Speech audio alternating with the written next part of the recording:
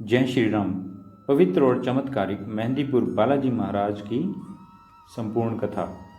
राजस्थान के सवाई माधोपुर और जयपुर की सीमा रेखा पर स्थित मेहंदीपुर कस्बे में बालाजी का एक अति प्रसिद्ध तथा प्रख्यात मंदिर है, जिसे श्री मेहंदीपुर बालाजी मंदिर के नाम से जाना जाता है। आइए जानते हैं इस विषय में और गहराई से। भूत प्रेत आदि ऊपरी बाधाओं के निवारणार्थ यहाँ आने वालों का तांता लगा रहता है। तंत्र मंत्र आदि ऊपरी शक्तियों से ग्रसित व्यक्ति भी यहाँ पर बिना दवा और तंत्र मंत्र के स्वस्थ होकर लौटते हैं। संपूर्ण भारत से आने वाले लगभग 1000 रोगी और उनके स्वजन यहाँ नित्य ही डेरा डाले रहते हैं।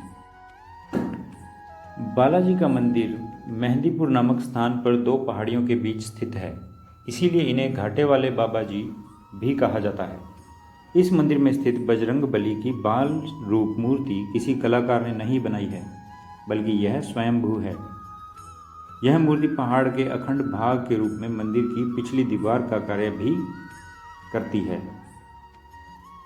इस मूर्ति को प्रधान मानते हुए बाकी मंदिर का निर्माण कराया गया है। इस मूर्ति के सीने के बाईं तरफ एक अत्यंत सूक्ष्म छिद्र है, जिससे पवित्र जल की धारा निरंतर बह रही है। यह जल बालाजी के चरणों तले स्थित एक कुंड में एकत्र होता रहता है, जिसे भक्तजन चरणामृत के रूप में अपने साथ ले जाते हैं। यह मूर्ति लगभग 1000 वर्ष प्राचीन है, किंतु मंदिर का निर्माण इसी सदी में कराया गया है। मुस्लिम शासनकाल में कुछ बादशाहों ने इस मूर्ति को नष्ट करने की कुचेष्टा की, लेकिन वे असफल रहे।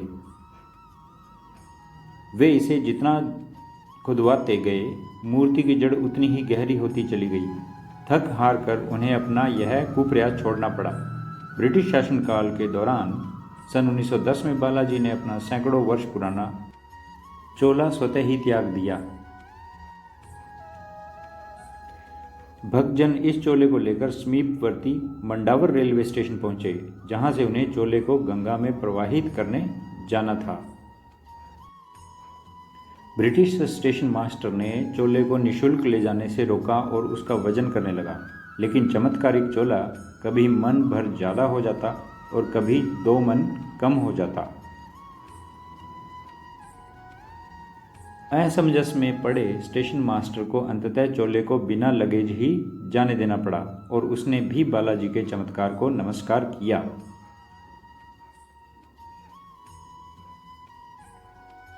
इसके बाद बालाजी को नया चोला चढ़ाया गया। यज्ञ हवन और ब्राह्मण भोज एवं धर्म ग्रंथों का पाठ किया गया। एक बार फिर से नए चोले से एक नई ज्योति दिव्यमान हुई। यह ज्योति सारे विश्व का अंधकार दूर करने में सक्षम है। बालाजी महाराज के अलावा यहाँ श्री प्रेतरा सरकार और श्री कोतवाल कप्तान भैरव की मूर्तियाँ भी हैं। प्रेतरा सरकार यहाँ दंडाधिकारी के रूप में आसीन है, वहीं भैरव जी कोतवाल के पद पर। यहाँ आने पर ही सामान्य जन को ज्ञात होता है कि भूत प्रेत आदि किस प्रकार मनुष्य को कष्ट पहुँचाते हैं और किस तरह सहज ही उन्हें कष्ट बाधाओं से मुक्ति मिलती है। दुखी कष्टग्रस्त व्यक्ति को मंदिर पहुंचकर तीनों देवगणों को प्रसाद चढ़ाना पड़ता है।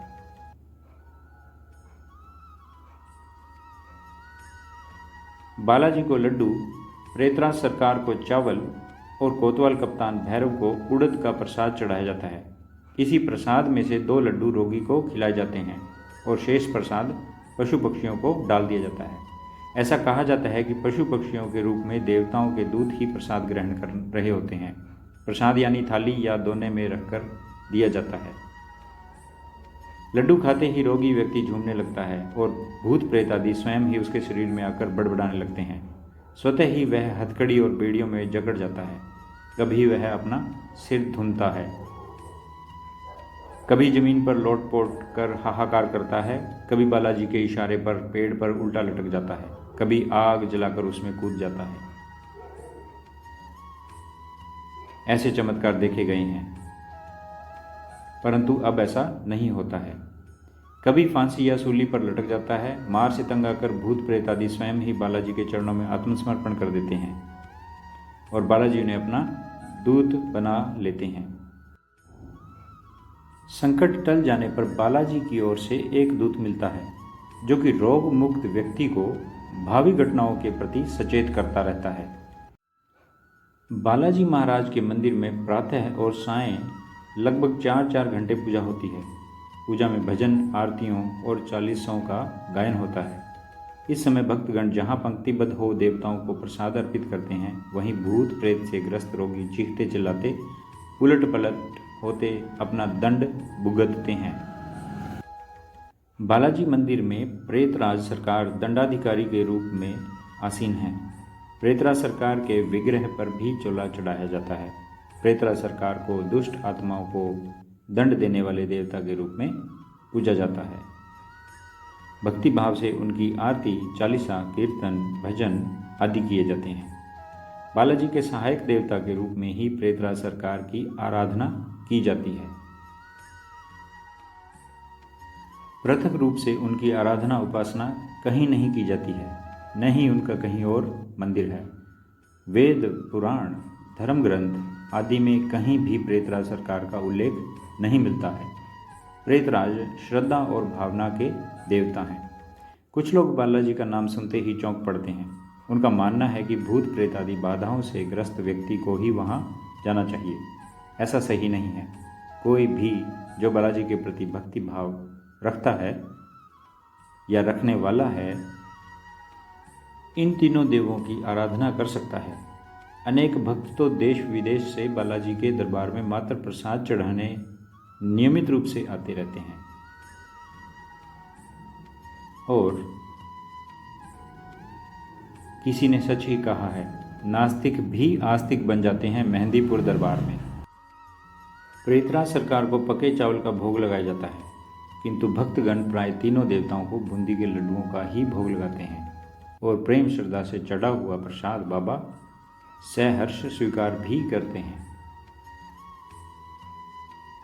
और कोतवाल कप्तान श्री भैरव देव भगवान शिव के अवतार हैं और उन्हीं की तरह भक्तों की थोड़ी सी पूजा अर्चना से ही प्रसन्न भी हो जाते हैं। भैरव महाराज चतुर्भुजी हैं। उनके हाथों में त्रिशूल, डमरू, खप्पर और प्रजापति ब्रह्मा का 5वां कटा शीश भी है। वे कमर में बाघांबर नहीं, लाल वस्त्र धारण करते हैं। वे भस्म लपेटते हैं। उनकी मूर्तियों पर चमेली के सुगंध युक्त तिल के तेल में सिंदूर घोलकर चढ़ाया जाता है। शास्त्र और लोक कथाओं में भैरव देव के अनेक रूपों का वर्णन है, जिसमें 1 दर्जन रूप प्रमाणिक हैं। श्री बाल भैरव और श्री बटुक भैरव भैरव देव के बाल रूप हैं। भक्तजन प्राय भैरव देव के इन्हीं रूपों की आराधना करते हैं। भैरव देव बालाजी महाराज की सेना के कोतवाल हैं। इन्हें कोतवाल कप्तान भी कहा जाता है। बालाजी मंदिर में आपके भजन, कीर्तन, आरती और चालीसा श्रद्धा से गाए जाते हैं। प्रसाद के रूप में आपको उड़द की दाल के बड़े और खीर का भोग लगाया जाता है, किंतु भक्तजन बूंदी के लड्डू भी चढ़ा दिया करते हैं। सामान्य साधक भी बालाजी की सेवा उपासना कर भूत प्रेत आदि उतारने में समर्थ हो जाते हैं। इस कार्य में बालाजी उसकी सहायता करते हैं। वे अपने उपासक को एक दूत देते हैं जो नित्य प्रति उसके साथ रहता है। कलयुग में बालाजी ही एकमात्र ऐसे देवता हैं जो अपने भक्तों को सहज ही अष्ट सिद्धि, नवनिधि, तदुपरांत मोक्ष प्रदान कर सकते हैं। कोरोना काल के बाद यहाँ पर चावल व उड़द भोग बंद कर दिया गया है। केवल लड्डू चढ़ते हैं, जिसे हाजिरी लगाना भी कहा जाता है। अच्छी बात यह है, सभी दुकानों पर प्रसाद हाजिरी मूल्य एक ही है और ऊपर बाईं ओर माँ काली का स्थान भी है जहाँ बंधन काटे जाते हैं। तो बोलिए मेहंदीपुर महाराज की जय। जय श्री राम, जय श्री कृष्ण।